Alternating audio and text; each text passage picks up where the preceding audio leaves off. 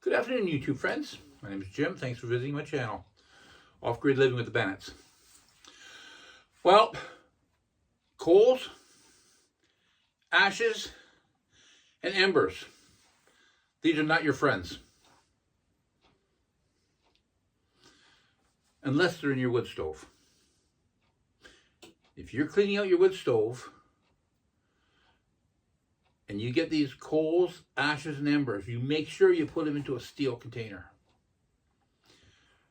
Otherwise, it's going to burn right through whatever you're putting them in.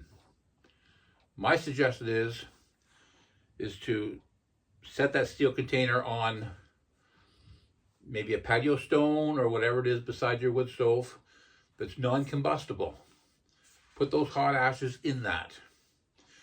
Do not set that steel container on your floor, be it carpet, be it vinyl, be it laminate, whatever. Don't set that steel container on that floor, because although it won't be there long enough that it's going to start a fire, it is going to melt your carpet, it is going to discolor your floor, it is going to make a mess of your flooring. And once you have a mess on your floor, oftentimes you got to rip all that floor all the way back to that spot before you can repair it and refloor it again. It's not going to start a fire, but like I say, it's going to wreck your floor. So put those hot ashes, those hot embers, put them in a steel pail. Take that steel pail outside. Don't set it on your pressure treated deck.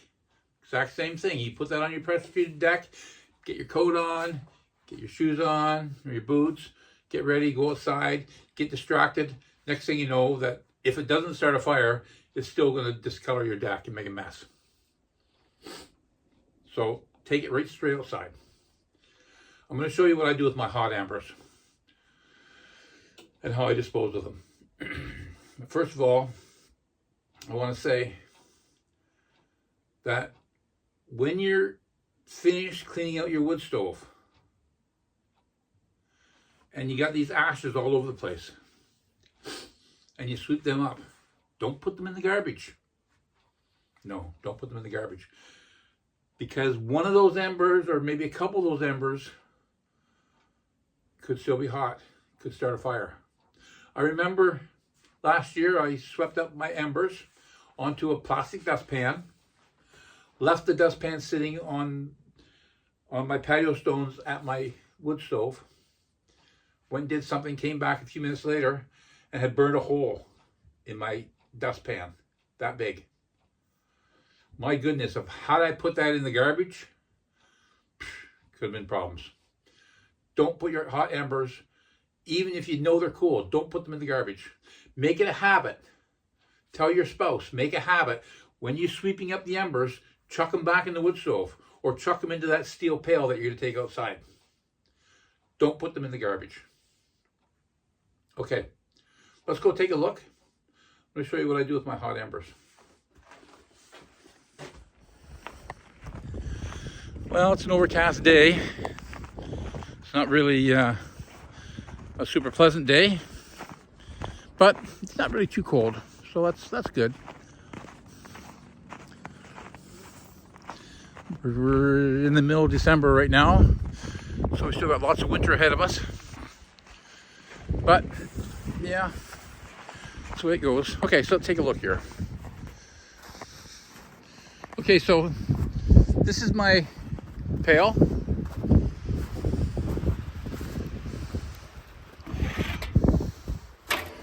There's my ashes. I've been dropping them in there for the last week. What I've done here is I've got holes on the bottom of the pail. I've probably got about 6 holes at the bottom of the pail. I got a couple little holes around the side here. What the reason for that is because if this piece of wood falls off of here, that pail's gonna fill up with snow. I don't want that, but it's because if this piece of wood falls off, this wood is to stop it so that hot embers cannot possibly blow out of here and blow away. It's not going to light on fire, this piece of wood, because the embers are way down there. But the reason I have this piece of wood on here is to help the embers dry out or burn out quicker. But the reason I have the holes in the bottom of the pail is so that in case this piece of wood falls off and snow or rain gets in here, it has a way of draining out. So I don't want to have a pail full of snow that's going to turn into water. It has a chance to dry out. And what I'm going to do with all those embers in the spring is I'll put them in my garden. Now over here I have a second pail. This pail doesn't look quite as nice. This pail's got a whole pile of holes in it. And it's got holes in the side.